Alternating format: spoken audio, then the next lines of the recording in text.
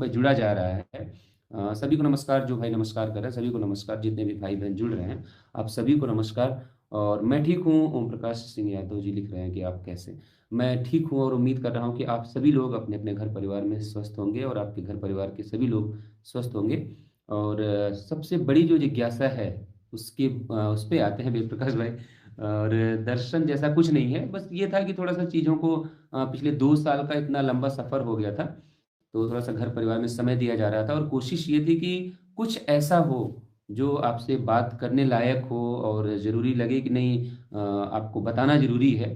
तो इसलिए इंतज़ार किया जा रहा था कि कोई ऐसा अवसर आए जिस अवसर पे जुड़ा जाए। बाकी रोज़-रोज़ लाइव करने का कोई मतलब बनता नहीं है। और सबसे बड़ी बात ये होती है कि जब आपको बहुत लंबा सफ़र हो जाता है किसी चीज़ का और आपको ये लगता है कि नहीं, अब तो जो है संघर्ष विराम हो जाना चाहिए, 3 साल से अधिक का समय हो चुका है, तो फिर आपको एक समय ऐसा आ ही जाता है कि आपको ये लगता है कि नहीं, अब यहाँ थोड़ा-सा ठहर जाना चाहिए। तो वो समय था आपका, वो समय निकल रहा है। चलिए, बहुत से लोगों की जिज्ञासा होगी, जल्दी-जल्दी वो बात पहले बता दी जाए जिसके लिए हम आप इस लाइव सेशन में जुड़े हैं। देखिए, सबसे बड़ी जो बात है और सबसे आज के समय में उम्मीद है, वो ये है कि ऑर्डर कब आएगा? उसके लिए बहुत सारे लोग परेशान हैं, बहुत लोग जो है जैसे बहुत कमेंट लिखे जा रहे हैं कि बहुत टेंशन हो रही है, डिप्रेशन में जा रहे हैं, तमाम तरह की बातें हैं। तो उन सब में आपको जो जानकारी मेरे पास है, मैं वो आप तक पहुँचाने की कोशिश कर रहा हूँ। कल मेरी बात हुई थी अपने वकीलों से और साथ ही साथ कोर्ट में जो बहुत कम लोग हैं, लेकिन जिनसे भी थोड़ी बहुत कोशिश की जा सकती थी, उनसे ऑर्डर के बारे में पता किया गया। तो उन्होंने ये बताया कि ऑर्डर जो है आपका 10 फरवरी को डिलीवर्ड होना था, ये बताया गया था। लेकिन कुछ करेक्शन की वजह से उस समय ऑर्डर नहीं दिया जा सका और उसके बाद से जज साहब की लगातार व्यस्तता रही और व्यस्तता होने के साथ-साथ कोर्ट की छुट्टियों के बाद और एक बंच मैटर उनके यहाँ लगातार 3 बजे से आप लोग देख रहे होंगे कोर्ट में, अभी भी उनके यहाँ चल रहा है। तो उस बंच मैटर की व्यस्तता के कारण जो है समय नहीं दे पा रहे थे। लेकिन जो जानकारी ये है कि ये जो सप्ताह चल रहा है, इस सप्ताह किसी भी एक दिन जज साहब को उस ऑर्डर को केवल देखना है कि अब कोई उसमें संशोधन नहीं है, कोई करेक्शन तो अब नहीं है। जैसे ही वो अपनी तरफ से ओके कर देंगे, ऑर्डर जो है आपका डिलीवर हो जाएगा। तो सिर्फ़ इतनी सी जानकारी मेरे पास है ऑर्डर के बारे में। और एक गुज़ारिश ये है कि जो लोग बहुत व्याकुल हैं, बहुत परेशान हैं ऑर्डर को लेके कि ऑर्डर कब तक आएगा, क्या आएगा, क्यों आएगा या कितने दिनों बाद आएगा, इन सब से ज़्यादा ज़रूरी इस बात की है कि ऑर्डर कैसा आता है। वो बहुत इम्पोर्टेंट चीज़ है, इसलिए आप सबको इस बात पर भी ध्यान देना है कि ऑर्डर के बारे में कब आएगा, इससे ज़्यादा आपको जो भी आस्तिक लोग हैं, जो लोग सोचते हैं कि नहीं, कोई अदृश्य शक्ति है, जैसा सभी मानते हैं, तो अपने-अपने इष्ट से सभी लोग ये बात ये प्रार्थना करें, गुज़ारिश करें, दुआ करें, ऑर्डर ऐसा आए कि हमको आपको नियुक्ति पत्र मिल जाए। वो आपका मीन्स यहाँ पे सब कुछ है। मैं इस बात को इस मंच से कहना चाहता हूँ आपसे कि जो भी मिले, जिसको भी मिले, मैं ये नहीं कह रहा हूँ कि क्या होगा ऑर्डर में, क्या लिख के आएगा, कैसा आएगा, इतना इतना बड़ा ज्ञाता मैं नहीं हूँ, ना तो मुझे इतनी जानकारी है अंदर के बारे में, जज साहब के बारे में कि वो क्या लिख रहे होंगे। लेकिन हाँ, इतना मैं कहना चाहता हूँ कि अगर आप सच के साथ हैं, अगर आपने अपनी लड़ाई जो है, जो लड़ी है, उसमें से जिनके हिस्से जो भी मिलेगा, उसको हमें आपको सहर्ष स्वीकार करना पड़ेगा। हमको आपको ये मानना पड़ेगा कि जो उचित होगा, जो न्यायोचित होगा अदालत से वो आएगा। आपको ये भी मान के चलना है कि जो दूसरा पक्ष होगा यानी हारने वाला पक्ष होगा, वो कोई भी हो, हम, आप या अन्य जो भी होगा, उसके लिए आगे भी रास्ते खुले होते हैं। तो मेरी गुज़ारिश आपसे ये है कि ऑर्डर किस दिन आएगा, उससे ज़्यादा ज़रूरी इस बात की है, ज़रूरत इस बात की है कि ऑर्डर कैसा आएगा। उम्मीद करिए कि ऑर्डर ऐसा आए कि जो भी वंचित लोग हैं, उनको नियुक्ति पत्र देने का उसमें आदेश लिखा हो। साथ ही साथ बिना प्रक्रिया को डिस्टर्ब किए, जैसे अभी एक विशेष चर्चा जो है, उसको भी चर्चा में लाना ज़रूरी है कि बहुत सारे लोगों के फ़ोन आते हैं, वो पूछते हैं कि उत्तर कुंजी मामले में जो 1 नंबर बढ़ाने वाली बात है, उसमें क्या हो सकता है या उसमें कट ऑफ क्या रहेगी? देखिए, मेरा मानना है, जितना मेरी समझ है, जितना मैंने समझा है और जो मेरी 1-2 लोगों से बातचीत भी होती है अधिकारियों में, तो उनका यही कहना है कि जब तक ये कट ऑफ वाला मैटर है, रिज़र्वेशन का मामला जो लंबित है, जब तक वो नहीं आएगा, तब तक वो किसी को नियुक्ति पत्र अभी फ़िलहाल नहीं देने जा रहे हैं। तो ये जानकारी मेरे पास है। तो मैं इस बात का इसलिए जिक्र कर रहा हूँ कि कट ऑफ को लेकर बहुत सारे लोग परेशान हैं कि क्या कट ऑफ आएगा। देखिए, अभी कट ऑफ का मैटर तो तब क्लियर होगा ना जब आपका ये निर्णय आ जाएगा। इसी पे सब कुछ टिका हुआ है, सभी का फ्यूचर जो है इसी पे टिका हुआ है, चाहे वो 6800 के लोग हों, चाहे याची रैप के लोग हों, चाहे वो एक नंबर से बढ़ने के बाद जो कट ऑफ में आ रहे हैं यानी रिजर्व कैटेगरी के लोग, उनका भी जो है सारा फ्यूचर सब इसी ऑर्डर पे टिका हुआ है। तो ये ऑर्डर जैसे ही आएगा उसके बाद ही कोई प्रक्रिया शुरू होगी, उसके पहले कोई प्रक्रिया शुरू हो पाना जो है अभी फिलहाल संभव नहीं दिख रहा है। और जो जानकारियां निकल के आ रही हैं वो भी यही है कि अभी सरकार वेट एंड वॉच की कंडीशन में है कि जो ऑर्डर आएगा उस ऑर्डर के हिसाब से वो आगे चीज़ों को बढ़ाएंगे। तो ये मेरे पास जो छोटी सी आपके लिए जानकारी थी कि बहुत लंबा इंतज़ार आपका अब नहीं बचा है। और उम्मीद है कि मेरा जो खुद का आकलन है वो ये है कि इस हफ्ते में भी चांसेस हैं, लेकिन अगला जो सप्ताह होगा आपका, पूरी उम्मीद है कुछ सप्ताह में आपका ऑर्डर डिलीवर्ड हो जाएगा। अगर और कोई अड़चन नहीं है, जैसे पिछली बार कहा गया था कि 10 तारीख तक के लिए कहा गया था, फिर जज साहब ने उसमें कुछ करेक्शन बता दिए, उसके बाद छुट्टी पे चले गए और लगातार बंच मैटर में व्यस्तता उनकी रही। अगर ऐसी कोई अड़चन नहीं आती है तो लगभग लगभग ये इस बात को सभी वकील भी यही कह रहे हैं कि अगले हफ्ते में जो है ऑर्डर आपका आ जाएगा। बहुत सारे लोग, लेकिन 6800 के पक्ष में नहीं आएगा क्या? 6800 सुरक्षित है कि नहीं?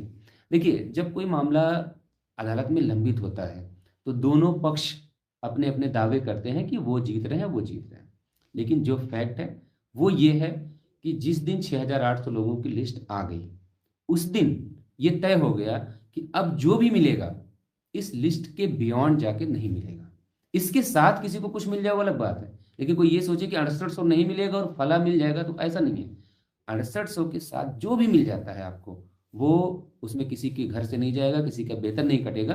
तो उम्मीद रखिए सभी लोग, सभी साथ के जितने लोग हैं, जिन लोगों ने मेहनत की है, तपस्या की है, अगर उनके हिस्से भी कुछ आता है तो उससे बड़ी खुशी कोई नहीं हो सकती है।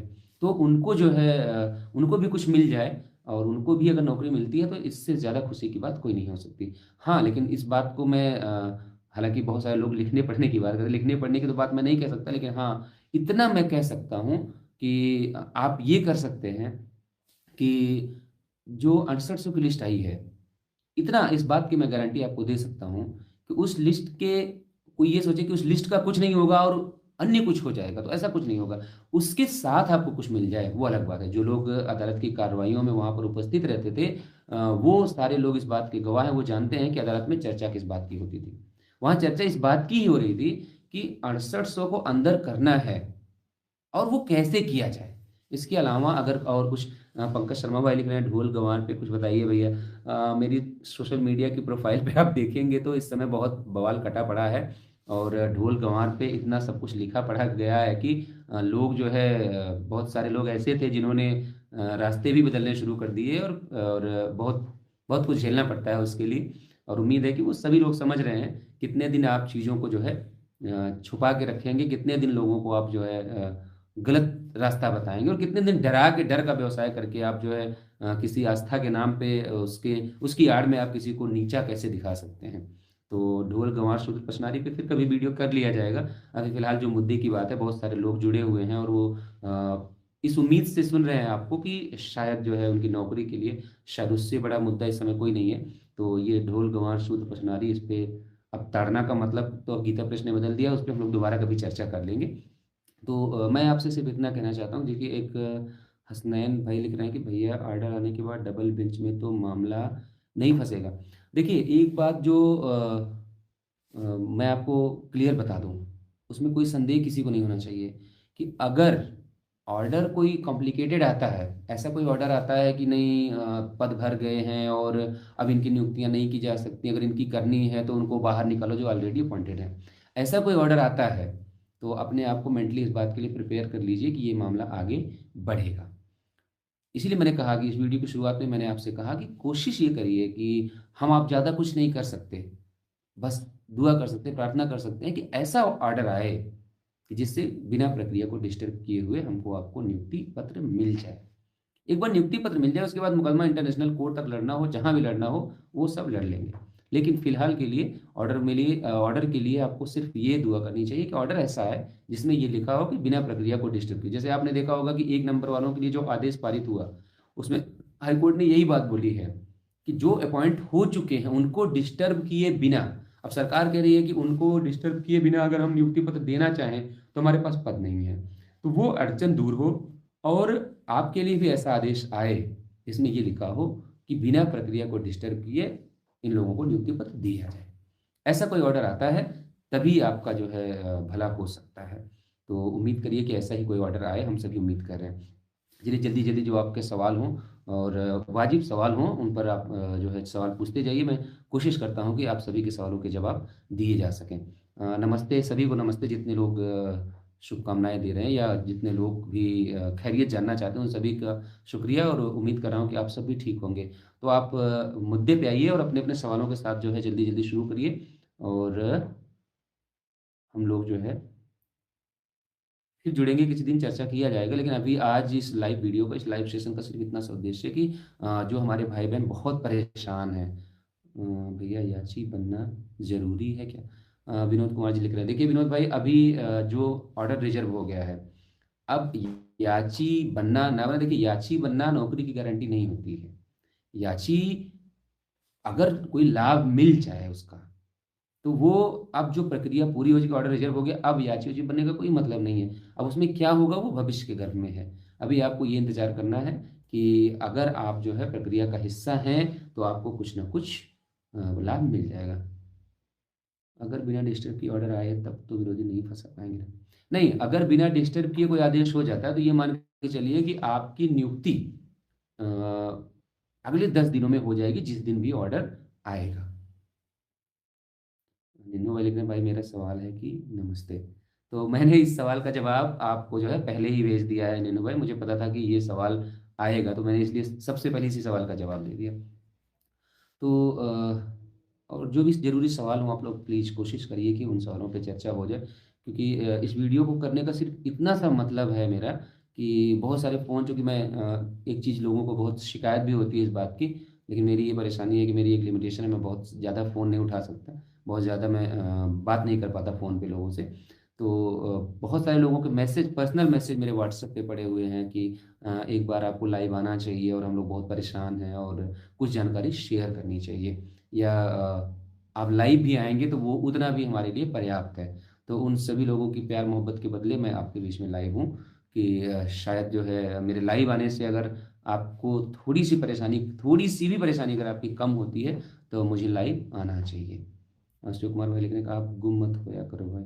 अरे कोई कहीं गुम नहीं होता भाई शिव कुमार भाई, कोई बस ये होता है कि एक लिहाज होता है कि लोग सोचते हैं इस बात का ना कि हर एक आदमी की सोच अलग होती है।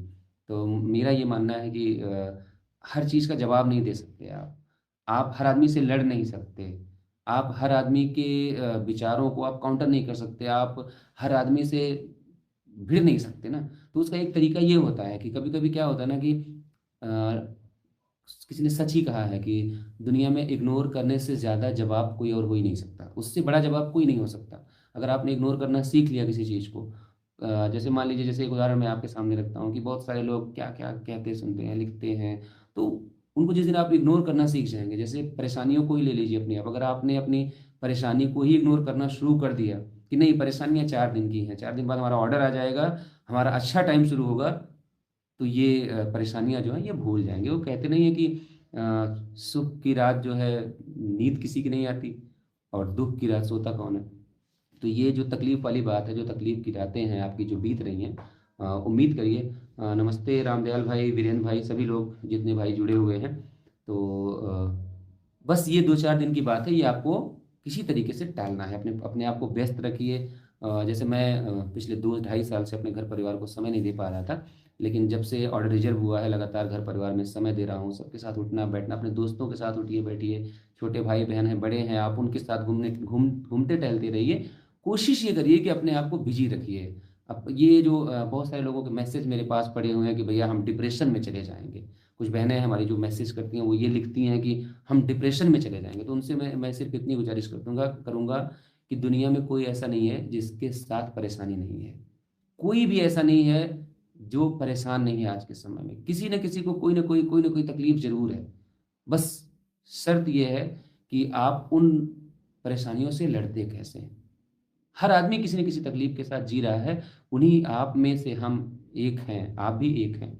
तो आपको सिर्फ़ इतना करना है कि उन परेशानियों को अपने आप पर हावी नहीं होने देना है। बस आपको ये ध्यान में रखना है कि जो आपका बुरा दौर था, वो दौर चला गया है। अभी आपका क्या है, दिन बचा है बुरा। उन बुरे दिनों को भी हँसते-हँसते काट लीजिए, चाहे रोते-रोते काट लीजिए। तो मेरा ये मानना है कि रोने से बेहतर है कि हम उसको हँस के काटें। अपने लोगों के बीच में उठिए-बैठिए, अपने दोस्तों से घुल-मिल के रहेंगे, थोड़ा-सा अपने आप को व्यस्त रखेंगे तो नकारात्मकता आपके ऊपर हावी नहीं होगी। और कोशिश ये करेंगे आप कि जैसे ही ऑर्डर आएगा, अब मुद्दे की दूसरी बात ये है कि जैसे ही ऑर्डर कोई आएगा, आपको क्या करना है, जैसे अभी 2 दिन पहले एक ट्विटर का अभियान रखा गया, जिन भाइयों ने सहयोग किया उनका भी बहुत-बहुत शुक्रिया। मैं इस बात को लेकर गौरवान्वित हूँ कि आप कम से कम इस बात को समझते हैं कि अपने हक अधिकार के लिए एक छोटा-सा ही आपने प्रयास किया और आप करते हैं, इसके लिए आभारी हैं हम सभी आपके। जितने भाइयों ने मेहनत की उन सभी का शुक्रिया, और जिन्होंने नहीं किया उनसे मुझे सिर्फ़ इतना सा कहना है कि ये जो छोटे-छोटे इनिशिएटिव होते हैं जिनको आप लोग इग्नोर करते हैं, आपको लगता है कि नहीं फला तो कर रहा, मैं क्यों करूँ? मेरे अकेले करने से क्या हो जाएगा? यही एक वजह है कि आज हम आप जिन परिस्थिति में हैं, उसकी सिर्फ़ और सिर्फ़ एक वजह है कि हमने आपने आज तक किसी बात को सीरियसली लिया ही नहीं। दीपक यादव भाई कुछ रिप्लाई, दीपक भाई मैं चाहूँगा एक बार अपना कमेंट आप दोबारा कर दें, शायद कमेंट ऊपर चला गया होगा। मुझे अभी कुछ सामने दिखा नहीं आपका जो मैं रिप्लाई आपको कर सकूँ। तो मेरा यही मानना है कि जो ये छोटी-छोटी गलतियाँ हैं इनको सुधारना पड़ेगा, अदरवाइज़ ये लड़ाई जितनी आसान दिखती है उतनी है नहीं। देखिए, पहली बात तो सरकार को ये बात बहुत अच्छे से पता है। जैसे हमारे लोग जैसे जनरल के लोग हमारे ग्रुपों में घुसते हैं, हमारे लोग जनरल वालों के ग्रुपों में जाके घुसते हैं और ये पता करने की कोशिश करते हैं कि इनके यहाँ क्या चल रहा है। तो सरकार के पास तो सब कुछ, सरकार से बड़ा कौन है? तो सरकार के पास सब कुछ है। तो सरकार के लोग इस बात की रिपोर्ट करते हैं कि ये सब आपस में बँटे हुए लोग हैं। कोई 6800 गैंग का है, कोई याची लाभ गैंग का है, कोई जो है जनरल का है, कोई रिज़र्व कैटेगरी का है। ये सारी बातें सरकार तक सूचना जाती हैं। तो जब ये आप सहयोग नहीं करेंगे ना, देखिए सरकारें लोकतंत्र में अगर किसी चीज़ से डरती हैं ना, तो वो सिर्फ़ एक चीज़ से डरती हैं, वो होता है संख्या बल, वो होती है यूनिटी, वो होता है एक संगठनात्मक रूप किसी चीज़ का। अगर आप संगठित नहीं हैं, आप सोच के देखिए कि 6800 लोग जो उस लिस्ट में हैं वो, उसके अलावा तमाम हमारे ऐसे भाई-बहन जो इस लिस्ट में नहीं आ पाए लेकिन बहुत मेहनत करी उन्होंने, वो सारे लोग 1 नंबर बढ़ने के बाद इस मेधा सूची में, इस नियुक्ति पत्र वाली सूची में जो जिनका नाम आ रहा है, वो सारे लोग मिल के अगर एक दिन ट्विटर पे कम से कम, मैं कह रहा हूँ कि हैशटैग ऐसा बनाया गया था, जिसमें सभी लोग ट्वीट कर सकते हैं, लेकिन उसने उन्होंने नहीं किया। क्यों नहीं किया? क्योंकि कुछ लोगों को ऐसा लगता है कि अगर कोई काम अच्छा हो गया, तो उनको क्रेडिट नहीं मिलेगी। तो ये सब क्रेडिट की होड़ से बाहर निकलने के लिए मैं इतने दिन तक सोशल मीडिया से ख़ास करके इस मुद्दे से इसलिए दूर था और इसलिए दूर हूँ कि नहीं भाई, जिसको क्रेडिट लेना हो क्रेडिट ले लेने दो। क्रेडिट ले जाए, जिसको ले जाना हो, क्रेडिट नहीं चाहिए हम लोगों को। हम लोगों को सिर्फ़ इतना था कि जो हिस्से में आया था कि हमको लड़ना था, वो हमने लड़ाई लड़ी, अपना घर-परिवार छोड़ के। और 2 ढाई साल हम लोगों ने कभी ये नहीं समझा कि हमारे भी माँ-बाप हैं और हमारा भी घर-परिवार है, उनके प्रति भी कोई ज़िम्मेदारी है। उसी आंदोलन के लोगों को ही सब कुछ समझा। दीपक भाई क्षमा करिएगा, मैं बार-बार आपकी जो जो कमेंट मिल भी रहा है, वो सिर्फ़ ये लिख रहा है जो आपने अभी लिखा है कि रिप्लाई करें। क्या आप जानना चाहते हैं? एक बार मैं कोशिश कर रहा हूँ कि कमेंट आपके मिल जाएँ।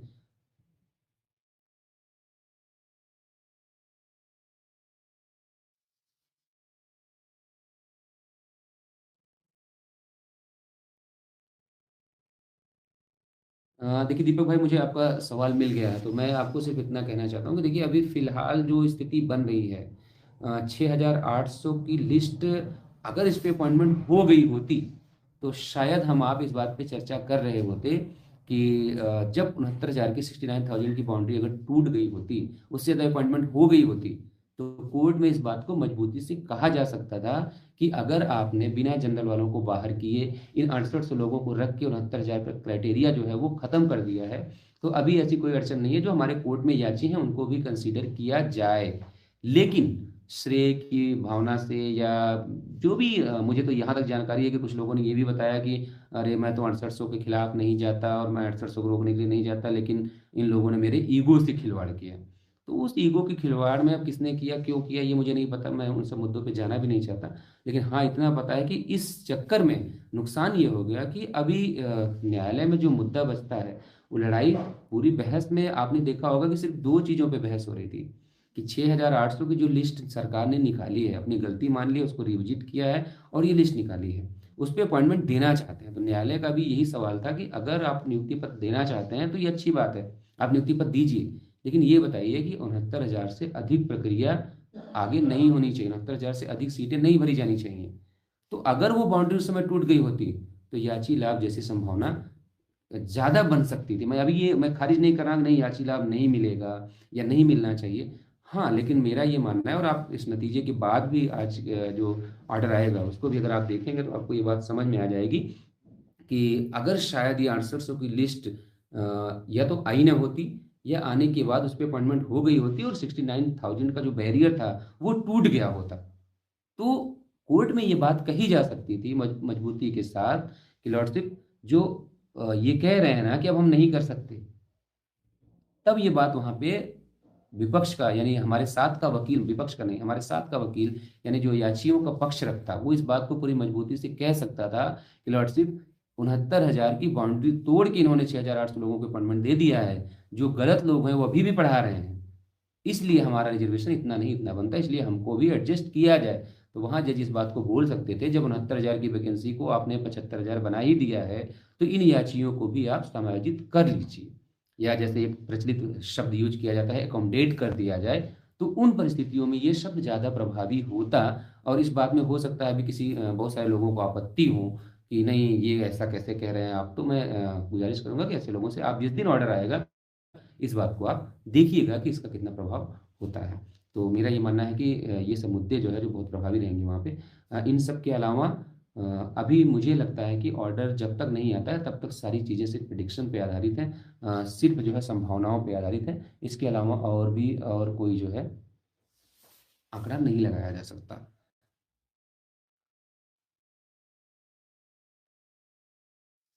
और जो भी सवाल हों आपके दीपक भाई, शुक्रिया, आपने सवाल अच्छा पूछा और बहुत सारे लोगों को जवाब भी मिला होगा।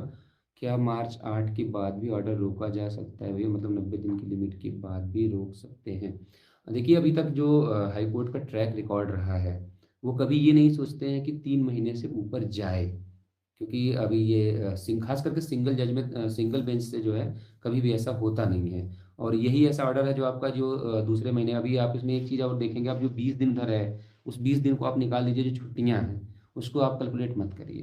तो अभी तक तो हाई कोर्ट का जो ट्रैक रहा है वो यही रहा है कि तीसरे महीने के में जाते ही नहीं है ऑर्डर, और कोशिश ये करते हैं कि दूसरे महीने के आखिर तक, या अगर बहुत बहुत डिले होता है, कोई कॉम्प्लिकेटेड मैटर होता है, तो तीसरा जो महीना होता है उसके पहले हफ्ते में ऑर्डर आ जाता है। तो देखिए, विवेक पटेल जी, 1 नंबर बढ़ाकर सरकार को तो नहीं विवेक भाई, अभी ऐसा कुछ नहीं है।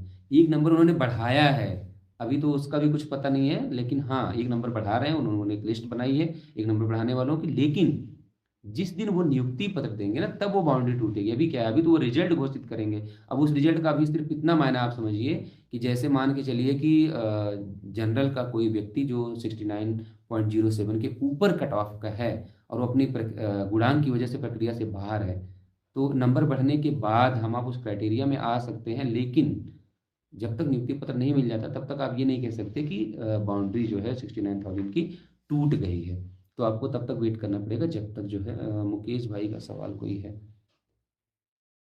नियुक्ति होगी और उसके आगे उन्होंने क्वेश्चन मार्क ढेर सारे लगा रखे हैं। मुकेश मेरे भाई, मैं आपको सिर्फ इतना कहना चाहूँगा, नियुक्ति तो आपको हर हाल में मिलेगी, लेकिन कब मिलेगी हम आप इसी पे चर्चा कर रहे हैं कि ज़्यादा लंबा ना हो और अब यहाँ से कोई ऐसा कदम ना उठ जाए कि थोड़ा सा और लंबा हो जाए। उसी को शॉर्ट कैसे किया जाए, हम लोग उसी पे चर्चा कर रहे हैं। और आपके सवाल के जवाब में मुझे सिर्फ इतना कहना है कि नियुक्ति तो ज़रूर होगी, लेकिन हाँ, ये हमको आपको तय करना पड़ेगा कि नियुक्ति हम कब चाहते हैं। जैसे अभी तक पिछले 1 सालों में क्या हुआ, आपके 13-14 महीने हो गए, जनवरी, हाँ फरवरी चल रहा है, आप मान चलिए कि 13 महीने में क्या हुआ।